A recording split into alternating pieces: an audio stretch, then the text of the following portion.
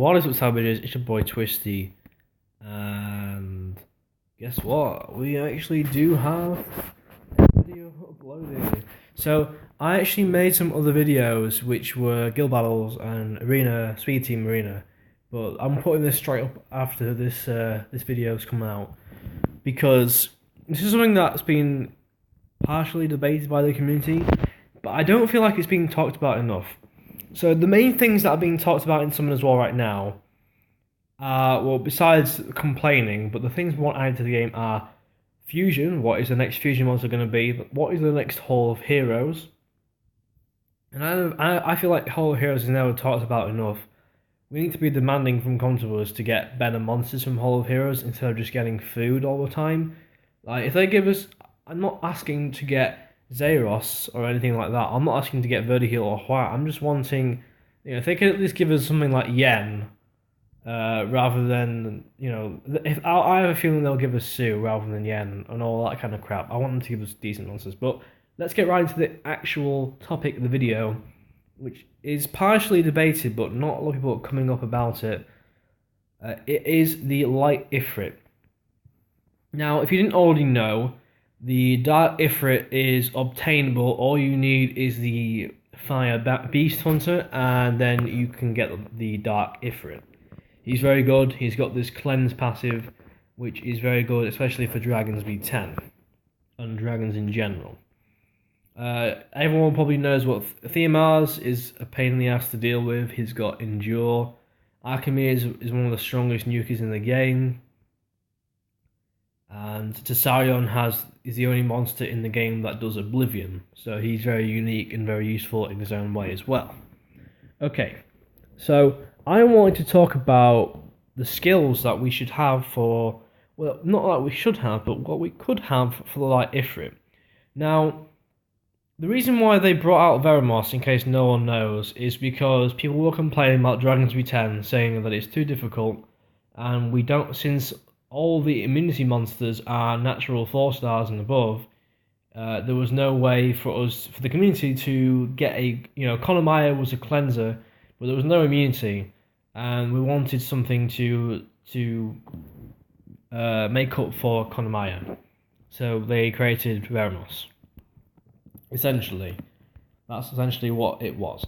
So if you go to the Light Ifrit, he's actually not present. When it loads them all, you'll see. So Light Ifrit's not actually here at all. You can go check for yourself, but you will not find the Light Ifrit. But if you go to your own Ifrit, you'll see that the Ifrit is actually there. And when you go to the user rating, there is actually a light section. So you can't actually see what the skills would be. Although it's pretty much confirmed that the first skill would stay the same. The second skill, I don't really care what it is going to be. It's either going to be Super Crush or it's going to be Triple Crush. I'm not bothered. Okay, so what would we want the Light Ifrit to have? We don't want him to be an attacker, because the game, we already have enough attackers in the game as is. If they add a Light Ifrit, and they make him obtainable, or they make him an event which we can get him, that, easy, low-level players can get the Nat 5, or you make him fusible, or whatever, he's got to change the game. And I have thought, these are completely my own ideas for skills, right? And I'm sorry it's taken so long to get to this point, but these are the ideas I have for his skills, for his third skills and for a passive, for the Light Ifrit, which could potentially change the game, potentially. But I want to think of stuff that wouldn't, just basically change the game. I keep saying the same thing, but that's what us players want. We want a game changer. Okay, so pretty common. People want the leader skill to be either. I think personally the leader skill should be a raid skill. I think we should have, for every attribute, raid increase skill. So it can be HP for raids, for all monsters. It can be resistance, it can be speed, it can be accuracy. I think most players would probably prefer if it was speed, because then that would make, well, I don't know, debatable for your team. I think people who have Desarion could already have the necessary resistance anyway, or Praha actually. Praha works as well. So people not too. I'm not too bothered, but I think his leader skill should be for raids, in my opinion, especially if they're making fusible, because then we have something. We have a leader skill we can use for raids. But then everyone will have him and everyone will use him for raids. So it's debatable, but in my opinion, that's what it should be. Okay, so let's get into the ideas I have. I have some passives which I've thought of. Okay, so. The first passive I haven't got names for any of these, but the first passive I have thought of is when an ally is attacked, their resistance is increased by, say, 50% with a set chance. So, like, say, a 15% chance that their resistance will be increased by 50%. So, this is sort of a support skill. So, if, say, you get one of your monsters gets attacked by Fiamars, he attacks 3 times, and you have a 15% chance for each hit that he hits you with to increase your ally's resistance by 50%. And this would, of course, work on the light Ifrit as well. So, I mean, the percentages can be changed to alter the strength. I was possibly thinking of having immunity to a harmful effect with a certain percent chance, but I didn't know if that would be too powerful or not. So again, these are all debatable with you guys. And use the comments, use Reddit, especially use the comments down below, because then it's all condensed to the video. I don't really care about likes or subscribes. Just comment in the video what you think for the skill should be, and hopefully spread this around so come to us now. Okay, so that was the first passive I had in mind. It's not too bad. I don't think it's too strong for a Nat 5 in my opinion. Okay. So the other passive I had in mind was a cooltime reduction of all allies, say by 1 turn or by 2 turns, or maybe reset all their cooldowns when an ally is killed. I'm not sure whether or not this should work if the light Ifrit is killed, because surely if the light Ifrit is killed, then the passive is no longer there to be used. So it would mean that you'd end up having to kill the light Ifrit first in fights, if that was the case. And if you brought a revive heavy team, it makes the team stronger if their cool times are reduced. So that's a possibility. However, I do personally feel that this is potentially on the overpowered side. And some of you may be wondering, because this doesn't actually do any damage. Because if you took a team, let's example, say you took Vanessa, this could be Rinny defense. Vanessa, the light Ifrit. Then you took, say, a Perna, potentially a Perna, or like a Nuker, Chisoon, and then you also took a reviver like a Ladriel. So you basically have 2 revivers, maybe the Perna for self-res, and a strong heal like Chisoon. If any monster, you have to kill the light Ifrit first, and once you do, then you've got to kill him again because you've got 2 revivers on the team. And so essentially you have a problem. So if you don't kill the light Ifrit, then you've still got the Nuker to deal. You've got the Perna to deal with at the same time. I do feel this is on the strong side, but it is potentially a skill we could have. I think this is too strong, but I had to think of something which we could say is probably too strong, so people need to be careful. Okay, so my other option, my less overpowered version of the skill is that when an ally dies, with the exception of course of the light Ifrit, the attack bars of all allies is filled, and it's basically it's just filled when an ally dies. So that's less powerful than the previous version, the reduced cooltime, and I have my option for both of these skills when you could use them as well is you could have a cost of your own HP. So like Eladriel, he revives, but at the cost of 50% of his current HP. We could have a similar skill with that. So yes, you increase the attack bars or you reduce cooldowns, but you lose half your HP. So that's a possibility to use with like Ifrit to nerf the two passives that I've just mentioned. So before anyone gets too worried, I mean, counters have to make sure that this is balanced, especially if the monster is obtainable. We cannot have a monster that's too powerful, especially if it's obtainable. And even if it's not obtainable, I mean, overpowered in general is just not a good thing. Okay, so the last passive I thought of is, it's a bit complicated to explain, but I'll explain it simply. It reduces the damage dealt to an ally by 25%, and all other allies receive 15% of the original damage. To put it in perspective, say you have, basically, an ally gets attacked, and the original damage, say, is 100,000. Let's just make up numbers. Actually, let's say the original damage is 100, just 100 damage. The ally will get hit for 75 damage, so the damage is reduced by 25%. And I don't know if this should stack on top of other damage reduction skills. That is debatable. Like, should it stack with the Wind Monkey King, Diaz, etc.?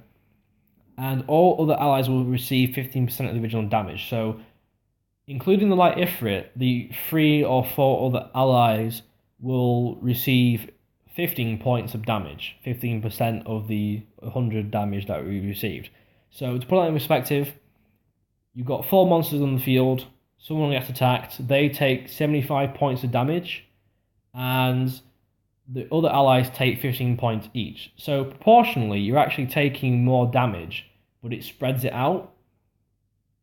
And this skill is debatable with the strength of the damage dealt and spreading it across.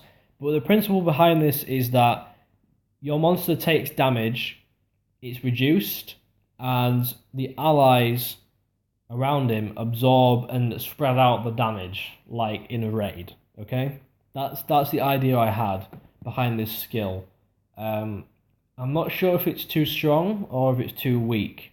I feel like it's situational. If you've got a monster like Perna that's going to one-shot, then this isn't actually that strong. But if you've got AoE skills, then it can make quite a bit of a difference sometimes. Okay, those are all the passives I had in mind.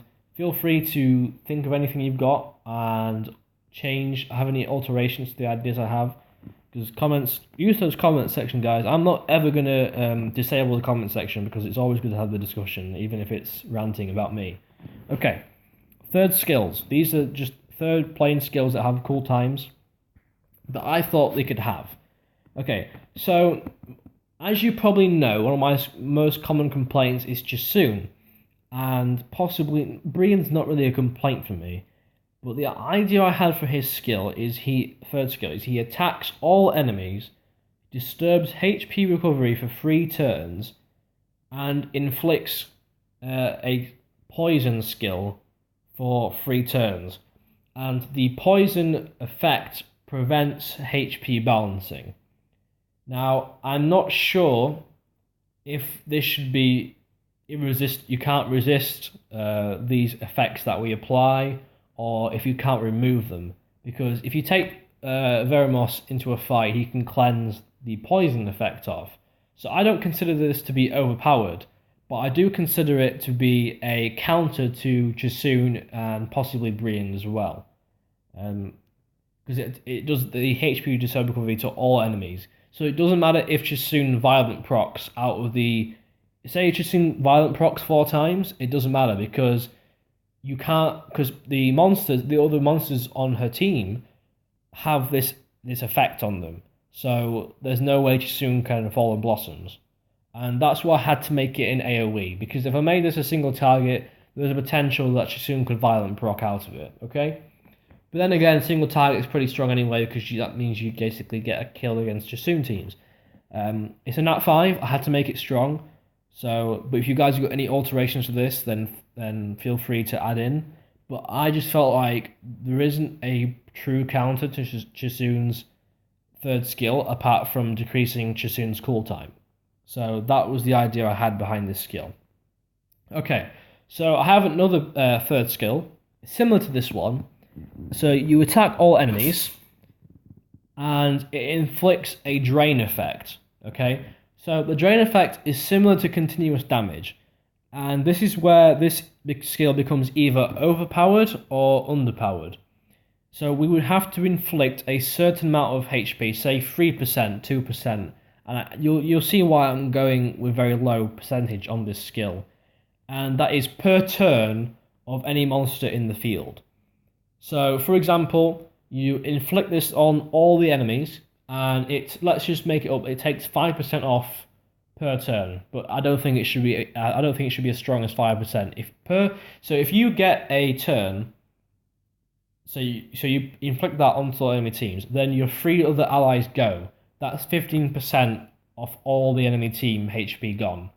And if you get violent procs, then the percentage increases. And in addition, say on their team, so you say all your monsters go as well, and then their Theomars moves, that counts as an extra turn into this drain effect. And then their Shissoon moves, and that additionally counts, so you're getting even more percentage chopped off. And the counter to this is obviously cleansing, so Veramos counters this skill entirely. If Veramos is pretty fast, which Veramos usually is, and goes, then it removes this drain effect from the enemy team, so they don't lose as much HP. So it is debatable. The reason why I'm concerned with this possibly being too strong is violent procs. So you can't have this 5%, because if you go and then you violent proc twice, that's 10% off, and then all your other monsters somehow violent proc as well, that's like 40% HP gone off the enemy team, and that, in my opinion, is too strong. Of course, it's RNG based, but RNG can be really overpowered in this game sometimes, so we need to scale that back. So this skill is either too weak, with Veramos going and cleansing it straight away, or too strong. So I think this is one of the skills which I'm not sure whether it should be in the game or not, but it is entirely debatable with the community what you guys think. Okay, so the last skill I had, now one of the things we have currently is Veramos. He's a cleanser, but we don't have any immunity. So the idea I had, I don't know if this would make Veramos irrelevant though. So I'm just wondering, so the idea I had was, these are sort of mini things that we can combine them to create a skill. So it creates a shield equal to 15% of the combined max HP of all allies for a certain amount of turns, say 1 turn, 2 turns, 3 turns, I'm not sure. And it grants them immunity for a certain amount of turns, and it could cleanse either all harmful effects or 1 or 2 harmful effects, I'm not sure. So this skill, it doesn't heal, it just creates a shield and generates immunity. So you can take the shield and the immunity off just like you can with Wusa, right? But unlike Wusa, it removes all the harmful effects. So what I kind of want this to be, in my opinion, is like Wusa, but the immunity is 1 turn less. So like we'll have 1 turn immunity, but instead of, unlike Wusa, it removes all the harmful effects as well. So I'm not sure if this is too strong or not, because like I said, I kind of want this light Ifrit to be obtainable if they're making one. So I don't know how you would judge this being pretty strong, because like I said at the start, it's 15% of the combined max HP of all allies. So this could be a pretty strong shield. So I'm not sure if this shield on its own could be a skill, but then again, it can be removed. So we've got to think about this. I think immunity is probably the way to go. I mean, even if it just generated 3 turn immunity and did nothing else, I think that's a pretty decent skill as well for Nat 5. But we gotta make sure, because it will be a Nat 5, and also we gotta make sure that it's strong but not overpowered to the point where it's in every single arena defense, every single arena offense, and like Ritesh. Ritesh isn't actually OP, but he's too common, so he probably needs a nerf in my opinion. But okay, so those are the ideas I had in the video. Veramos was kind of just sitting there chilling while I was just thinking of these when I was at work, and I was like, okay, what can we do with the light Ifrit? Because no one's really talked about it openly, so I was like, okay, I'll make a video, and we'll see how it goes. See what you guys can think of, for skills. I mean, you can check the Ifrit skills anyway if you're thinking of what the first and second skills can be. But the first skill will be dots. And I don't feel like he should be an attack monster, if anyone's wondering, or a reviver or anything like that, because there's already enough of those in the game as well. And light attackers are not commonly seen. Like you don't commonly see, mainly because they are light monsters, but you don't often see people using a lot of the light. I mean, it's debatable because most players probably don't pull any of the Nat 5s and Nat 4s of the light monsters, but I think if they had them, they'd use them. He's amazing. But yeah. Hope you guys enjoy the video. I wanted to put something out that's a bit different than all the other videos I've got on my channel. And we will zoom back to the normal upload schedule after this video. So there will be some videos that I was talking about, upcoming videos on Buried Town. So Buried Town videos, guides will probably come out on the weekend. So get ready for those. They'll be pretty cool. Check out the new game. It's not got a ton of downloads, but I think it's a pretty good game for a free phone game. So I'll see you guys in the next video. Peace out.